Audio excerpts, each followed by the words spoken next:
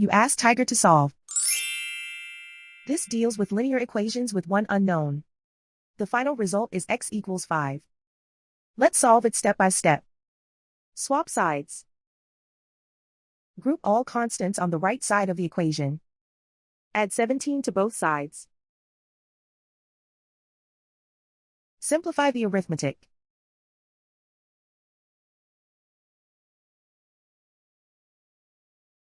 Isolate the d. Divide both sides by 6. Simplify the fraction. Find the greatest common factor of the numerator and denominator. Factor out and cancel the greatest common factor.